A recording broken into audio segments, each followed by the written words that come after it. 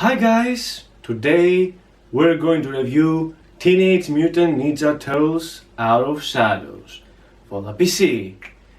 Teenage Mutant Ninja Turtles is a video game based on Nickelodeon, Teenage Mutant Ninja Turtles. And I'm looking forward to play this game and review it. And without any delays guys, let's get started.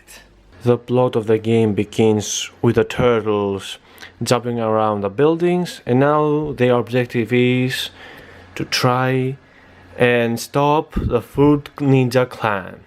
And now we're gonna focus to the graph. What the fuck are you doing, Sonicfan? Oh, hi Epic Fail. How are you doing, man? I'm just reviewing Teenage Mutant Ninja Turtles Out of Shadows. You had already reviewed that game a year ago. Really, man? There's a movie of the Turtles that has the same name as the game. Wake up! Oh, that makes totally sense.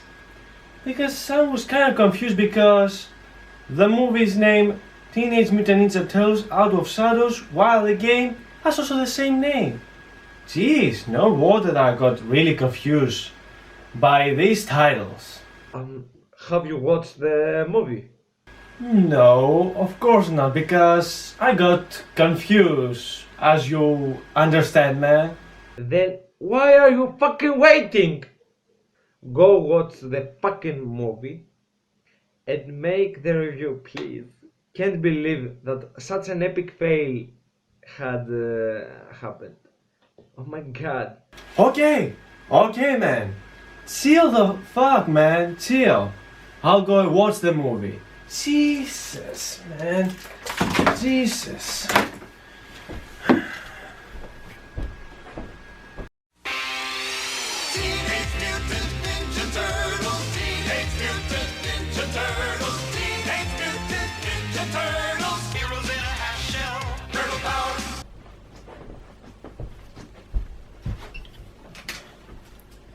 I have watched Teenage Mutant Ninja Turtles Out of Shadows.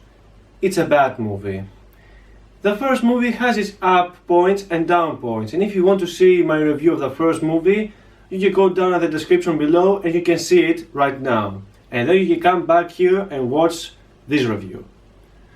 So, let's begin with the movie. The plot of the movie begins 1 year after the events of the first movie. The turtles are watching a basketball event and they see that Vermin has taken the credits because obviously what Vermin would have said. The 4 humanoid turtles have saved the day a year ago and they fought Shredder and beat them and beat him. So I'm just kind of a crazy here. Yeah, it makes sense. April O'Neil aka Megan Fox is going to meet with Baxter Stockman to find informations that he may secretly working for the release of Shredder, who is still in prison after the events of the first movie. And that is all that you need to know about the plot of the movie. The plot of the movie is not really good. It's a bit of cliche and it has too many Easter eggs and reference to the 1980s cartoon. Mind you, I like Easter eggs once in a while to see them in the movie as a note to say that yes, we respect the source material. But unfortunately, if you have too many Easter eggs and no actual plot at all, then this movie is kinda pointless if you think about it. And I praise them for at least going to a lighter tone instead of the dark tone that the first movie had. But the jokes here in this movie were pretty bad and very lame. None of them was really funny. And speaking of trying to be a little bit more closer to the 1980s cartoon, we have Rocksteady and Bebop, which they were pretty amazing. And their CGI are awesome. And the turtles, they're all in character. And the CGI of them are a massive improvement over the first movie, which in the first movie they look a little bit like, how can I say, Shredder? Oh, no, I'm just joking. Shrek. They may be looking a little bit like Shrek. But anyway, this movie improves it and they are a little bit more cartoony and I really like it.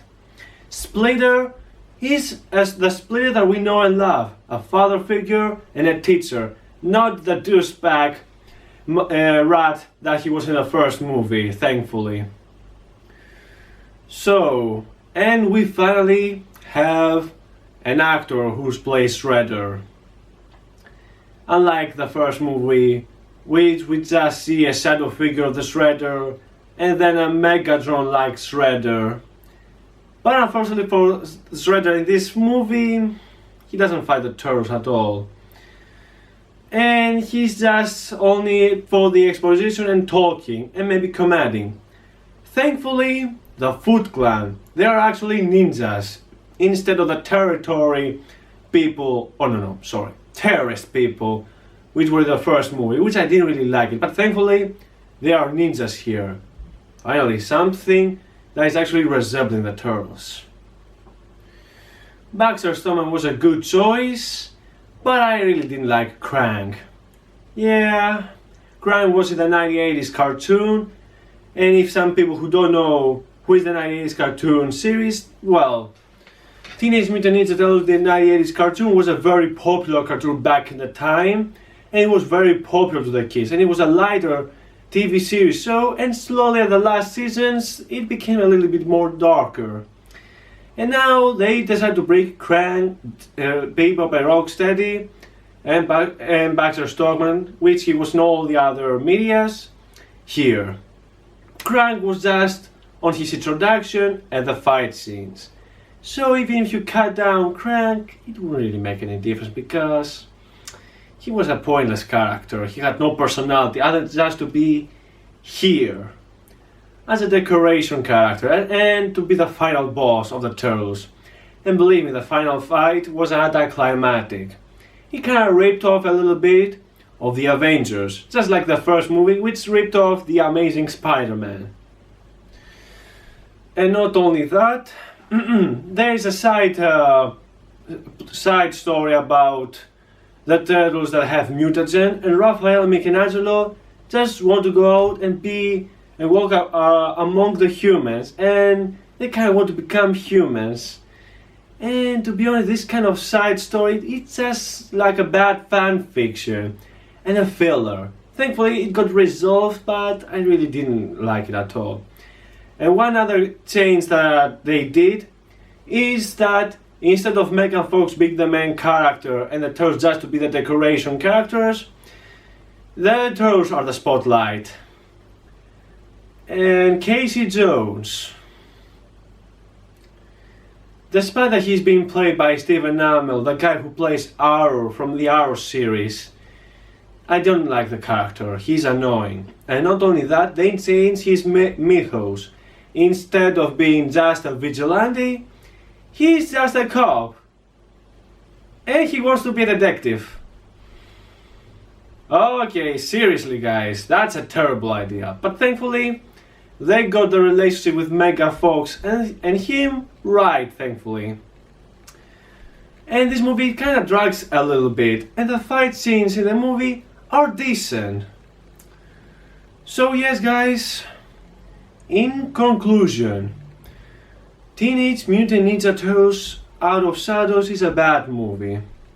It has some good moments, the Turtles are in character, it goes for a lighter tone, but the jokes are all funny.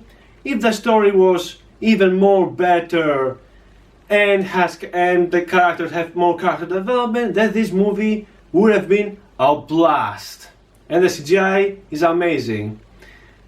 But that is my opinion. So my rating for this movie is 4.5 out of 10.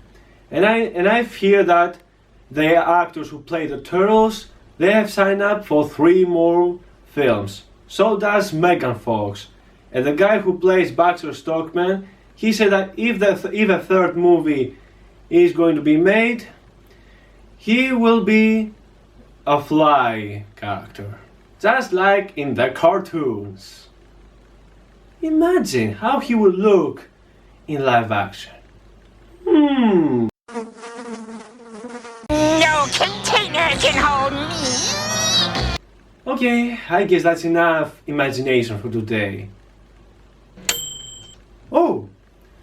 Looks like my pizza is ready.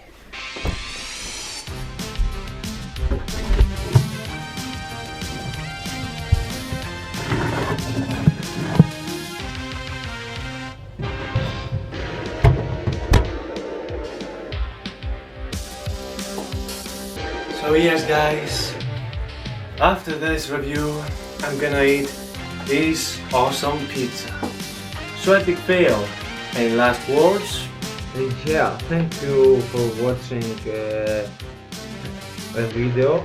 Check my channel, please, my fucking channel, for my own codex. And if Sonicfan makes another mistake, I will fuck you. I will make sure to correct him again, because I'm the perfect. See you all and have a great day. Don't forget to subscribe to my fucking channel. Bye. Alright then, have a good day, big fail. And guys, thanks for watching this movie review. Make sure to like, subscribe to my channel. And of course, Cowabunga!